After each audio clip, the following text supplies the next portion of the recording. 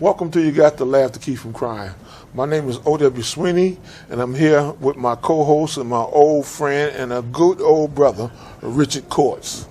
Brother, it's great to be here with you. All right, then, so let's get to North Carolina Triad Jobs with Justice. Where you can reach us at 336-272-2758 or at email at nctriadjobswithjustice at gmail.com. Today we got some people representing Indivisible-Guilford County, a organization fighting against the dictator. What I say, dictator, Yeah. Fascist. Okay. King Hitler, Yeah. and all that. We don't believe in kings, do we? No, we don't believe in none of that. Right. So, first we'd like to introduce our first guest, Lenore Brookdorfer. And I'd like to welcome you here. And Rich is going to present you with our highest award that says workers deserve respect, because most of this world is made up of workers who seem to fight each other instead of fighting the boss. And now we have David Smith, who's a return guest. I'd like to welcome him back again. Good to be here. And then we have, forget about you. Okay, brother. So, Lenore, since this is your first time, could you give us a little short, brief explanation of why you're in this movement? I certainly could. I have actually been very much involved in activist types of movements from when I was a college student, and that all started in Vietnam and the Equal Rights Amendment. Then I became very busy with my career, and in 2025 there was a big calling and a big urge that I needed to do something. So I reached out to Indivisible and said, I want to become a volunteer with your organization, and here I am. That's great. Thank you. And you can just keep looking at us during the rest of the show. And, do you know your own mic? I do. Okay. We're just having a conversation. David, you want to say a little brief statement? Sure. Matter of fact, why don't you make your brief statement about the protest on the 18th of October? Absolutely, I'd love to. So, as you know, and Richard, you were there, OW, I didn't get to see you if you were able to come. That walking wouldn't have helped my back whatsoever. That's all right. That's all right. We knew you were there with us still in spirit. Yes. So on the 18th, we had our No Kings 2 protest in Greensboro. So we were all along a 3-mile stretch of Wendover Avenue. Started all the way down at the furniture store there by, 840 or whatever, or 74, and went all the way 73. down to the CarMax lot. So we had people the whole length of that on both sides of the road. It was a fun time. It was a joyful time. We had inflatable frogs and inflatable unicorns. Oh, there was a lot of inflatable costumes. We had, where I was, we had actually two. One was a dinosaur. Yeah. There was a chicken out. I mean, people were having a good time coming together as a community to fight back against what's going on in our current administration and to say no to Trump's attempt to become a king and to this, fascist movement that's trying to take over in our country. We had 3,000 people at our location. There was another group that gathered downtown, and they had about 600 or 700 people. So Greensboro and Guilford County really showed up on No Kings to make the point very fine that we are not going to stand for this. Lenore, let me ask you this question. What are your thoughts on the lack of attention which was not given to that movement by the news media? Well, we know that the news media was there. And I think the biggest challenge that we see in all of these movements that we have is that there is a lot of pressure on the media to subdue their broadcasting efforts. I also know that major news media, we just saw it not too long ago with what happened with Jimmy Kimmel and Colbert. The people stood up and they said, we're going to cancel our subscriptions. And guess what? They were back on the air. Right. So it's important that we recognize that this regime, the people that are in control, want to subdue what American public hears. Well, and they want to subdue what the U.S. public hears, because they want to subdue Everybody. the U.S. public and the public around the world. They are an oppressor, and they are about the most vicious oppressor that we've seen come along in this country in an awful long time. And just to add on to your answer, Lenora, on the question of the media coverage, I condemn the lack of Greensboro News and Record coverage specifically of our event, which David described very well, and I was so pleased to see David kind of leading some of the spirited charge that ran through, because I happened to be at the area that had the biggest amount of people on both sides of the street. You were in a busy spot, yeah. Yeah, right near the Panera or the other Costco, yeah. I usually think of food for some reason. But anyway, so in all seriousness, it was a moving testament to the fact that the people are waking up in this country. And the fact that we went from 3 million around the country in April to 5 million around the country in June to 7 million or more around the country on October 18th was a phenomenal thing, and because the rising trajectory in our area, as well as in the country as a whole, was inspiring.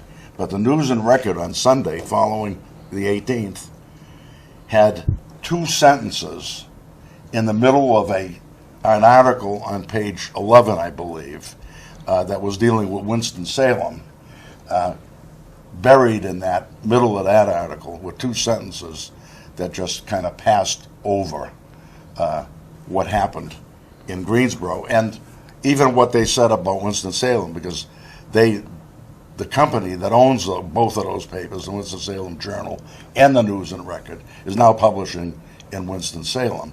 So they got a little more play on that Sunday.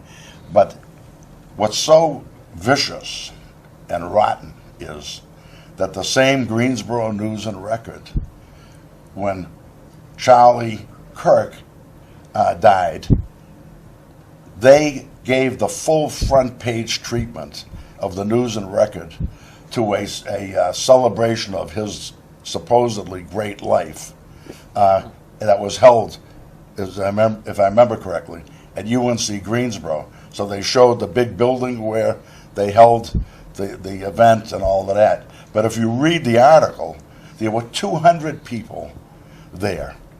And this is after J.D. Vance had already used the White House illegally to promote the Charlie Kirk show as he presented it. All of this stuff that was done also by Trump at the White House on behalf of the memory of Charlie Kirk, supposedly a saint, or was treated as a saint, and 200 people showed up in Greensboro.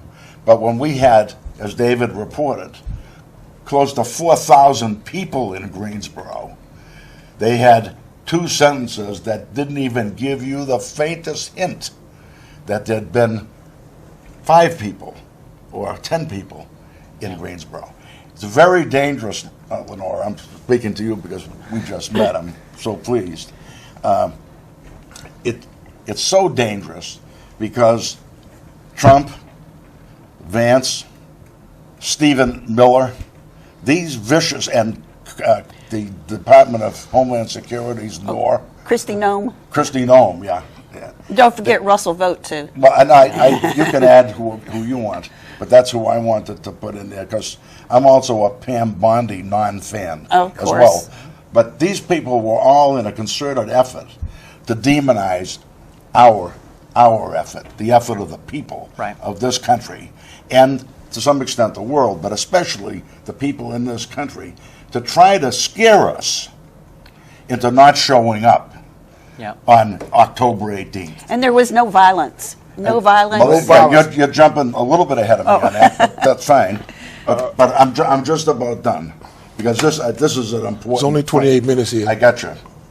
And because it's so dangerous what they did, and how utterly they failed, our viewers need to understand. Not only the outpouring of over 7 million of our fellow citizens and brothers and sisters who live in this country that came out in the streets in spite of all of their effort to scare us into not showing up. And afterwards, I mean, and of course they used things like that there was a non-existent left-wing conspiracy that was behind the No Kings protest, and House We're all Speaker still waiting for our checks. From right, from George Soros, right? Yes. So We broke House it. Speaker Mike Johnson linked the protests to Antifa and the Palestinian militant group Hamas without providing evidence, he called it, Johnson, who has shut down the House of Representatives ever since, basically. He called it a Hate America rally. Well, he's the one that hates the United States, and he's showing it by his deeds. So that's kind of where I stand on it. I just want to pick up on that part when you said Hate America rally. Now, you must understand that in this country called the United States of America, we're supposed to have certain rights, like to speak our mind against what the government is doing. Now, when the Speaker of the House is saying or criticizing the people as a Hate America rally, he is the one who hates America because he do not want to allow you to speak what's on your mind against the government that your tax dollars are supporting. And you also have to understand the way they're treating this here, they're attacking you mentally and spiritually. Because mentally, they want you to think they're right, and spiritually, they want to make you afraid of them. And you should be afraid of them because they're a danger to this country. They're not ready to let people speak what's rightfully their right. They want them to be a dictatorship where the mind is crushed, or as they say, more appropriate, they want you to be AI, a robot to what they want. And if I can touch on, a bit of the media piece, and, you're talking about the government and our rights and everything, kind of tying all that together. I wasn't concerned about us getting media coverage on this. Did I want it? Absolutely. Did some of them show up and do a couple of good pieces? Sure. Did some of them not? Absolutely. But what our event was really focused on, and the reason we did it the way we did along that 3-mile stretch, is because we needed, number one, a big space for a lot of community to show up, and number two, high visibility to everybody else who might be fearful right now, who might have their spirit a little crushed, their mind a little racked with what can I do, how are we going to get through this. We had 3,000 people on the sidewalks. We easily had 3,000 cars drive by with positive reactions to it, honking their horns in celebration with us, waving to us, holding up their own signs. So this day was actually bigger than just the 3,000 number that we reported, because the rest of the community got exactly what we wanted. They got to see that we are all in this together. We are here for those people who are in fear right now, for those people who are in a little more trouble than a middle-aged white man is right now, like myself. They got to see this demonstration for them more than anything else. And we are in the middle of a government shutdown right now, still, the second longest one ever under the same president again. You might well start putting the longest one on ever. On and we're almost there. It's close. But in my humble opinion, the government is not shut down, because the government is not in the Capitol building. The government is not in the White House. The government is not in the Supreme Court. 4 people in the government are sitting right here, right around this table. It's in every household that's watching this show at home right now. It's in Ohio, it's in California, it's in Georgia, it's in Florida. It is a government of the people, for the people, and by the people. And it's time we go to work as the government and let the people that we have given the honor and privilege of serving us as our representatives the eviction notice that they need, because we are taking charge of our government again, because that is our responsibility as American citizens. Well put. That is a great statement, and as that part of the we the people, it's time for we the people to stand up, speak up, and I believe And rise up. we got to have a rightful revolution, There you go. and the nearest one I see coming is Tuesday, November 4th.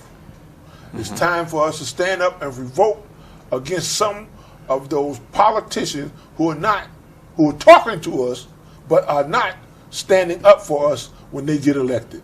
Yep. Anytime November, the second Tuesday in November come around this country is a day of revolution that which we should wipe out all those people who do not want to represent us. Yep. Yeah, but what Indivisible has done is to provide a backbone and a strong one at that Against hurricane force winds. for the people to stand up, and David and I were both at that protest in the middle of it. David was there with a megaphone, helping to charge the rest of us up, and it was and as Lenora pointed out, this was a spirited occasion.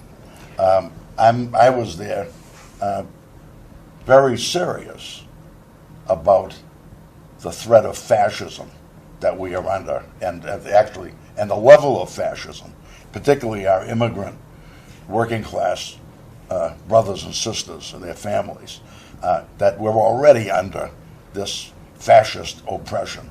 So I was very serious about it, but I had to be smiling and upbeat because of just how smiling and upbeat the crowd around me was. It was a terrific thing. And the inflatables played some kind They of role in that. They did. And, the other thing that was very exciting, too, is there was, in a part of the protest that I was at, we ran out of signs. So somebody brought a bunch of paper and markers, and people were on the floor, on the ground, making their own signs so they could get along the window and hold up their signs. There was families there. People of all ages were represented. People with mobility issues, they were all there, waving, talking, having a very camaraderie time together. Yeah, and one thing it was Lenora, the media presented, and evidently in some places there were very few Afro-American participants, but we actually had on this occasion a fairly large number relative of Afro-Americans, and particularly younger Afro-Americans that participated right there and hung in there seriously protesting against this regime. So that was very encouraging. Right. I'm seeing more younger people starting to show up. You mean in general? In general, yeah, right, yes, I think in so, general. too.